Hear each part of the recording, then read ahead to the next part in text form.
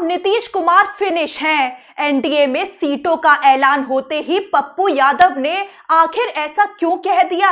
RJD नेता भी बोल पड़े कि बीजेपी अब नीतीश कुमार की जेडीयू को खत्म करके मुख्यमंत्री की कुर्सी भी हासिल कर लेगी।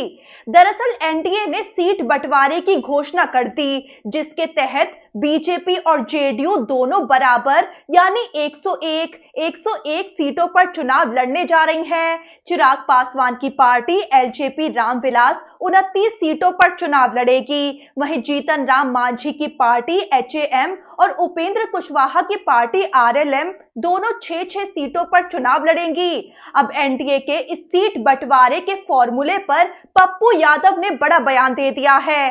पप्पू यादव ने इस बंटवारे को मुख्यमंत्री नीतीश कुमार के खिलाफ एक षड्यंत्र करार देते हुए बड़ा हमला बोल दिया है। उन्होंने दावा किया है कि ये फॉर्मूला नीतीश कुमार को राजनीतिक रूप से फिनिश करने के लिए तैयार किया गया है। साथ ही पप्पू यादव ने आरोप लगा दिया है कि इस षड्यंत्र के पीछे और कोई नहीं बल्कि जेडीयू के ही नेता संजय झा हैं। पप्पू यादव बोले कि संजय झा ने आज अपना मिशन पूरा कर लिया।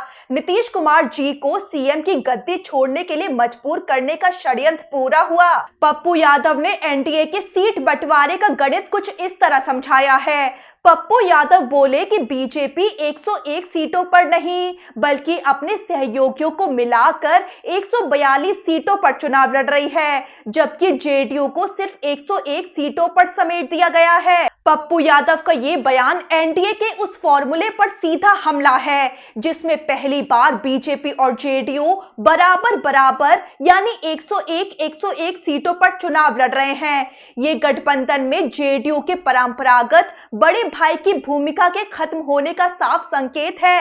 विपक्ष इसी को मुद्दा बनाकर ये संदेश देने की कोशिश कर रहा है कि बीजेपी ने धीरे धीरे नीतीश कुमार के राजनीतिक कद को कम कर दिया है, अब पूरी कमान अपने हाथ में ले ली है। आरजेडी नेता मृत्युंजय तिवारी ने भी एनडीए में सीट शेयरिंग पर बड़ा बयान दिया है। वो बोले कि हम कहते रहे हैं कि बीजेपी जेडीयू को खत्म कर देगी। वो बोले कि अब तक जेडीयू बड़े भाई की भूमिका में रही है, लेकिन अब उसे बराबरी के स्तर पर ला दिया गया है। वो आगे बोले कि चिराग पासवान और बीजेपी ने 130 सीटें ले ली हैं। अब चुनाव के बाद बीजेपी जेडीयू को खत्म करके मुख्यमंत्री की कुर्सी भी हासिल कर लेगी। वो आगे बोले कि जीतन राम मांझी 15 सीटों की मांग कर रहे थे, लेकिन उन्हें 6 सीटें दे दी। उपेंद्र कुशवाहा भी बड़ी मांगे कर रहे थे, लेकिन उनकी भी यही हालत हुई। आरजेडी नेता ने आरोप लगाया है कि बीजेपी ने छोटे दलों को खत्म करने का फॉर्मूला बना लिया है और अब ऐसा लग रहा है कि बीजेपी जेडीयू को विलय के लिए मजबूर कर देगी। वहीं पप्पू यादव ने नीतीश कुमार के खिलाफ साजिश का आरोप लगाते हुए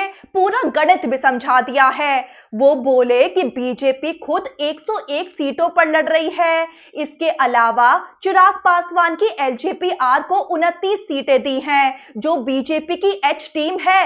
दरअसल चिराग पासवान खुद को पीएम मोदी का हनुमान बताते हैं। ऐसे में पप्पू यादव ने उन्हें बीजेपी की एच टीम कहा है। वहीं जीतन राम मांझी की एचएएम और उपेंद्र कुशवाहा की आरएलएम को मिली 6 सीटें यानी कुल 12 सीटें। पप्पू यादव ने इन दोनों को बीजेपी की पिछलग्गू टीम कहा है। तो पप्पू यादव के मुताबिक बीजेपी का कुल प्रभाव 101 प्लस 29 प्लस 12 यानी 142 सीटों पर है। वहीं जेडीयू को 101 सीटों पर समेट दिया गया है, यानी जेडीयू की बड़े भाई वाली भूमिका खत्म हो गई है और बीजेपी ने अपनी स्थिति मजबूत कर ली है। पप्पू यादव ने इसे सामाजिक न्याय के साथ जोड़ते हुए अति पिछड़ा और दलित समाज से जागने की अपील भी कर डाली है।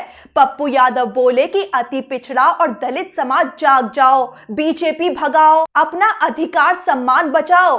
पप्पू यादव ने एनडीए के इस सीट बंटवारे को पिछड़ों और दलितों के सम्मान पर हमले के रूप में पेश किया है।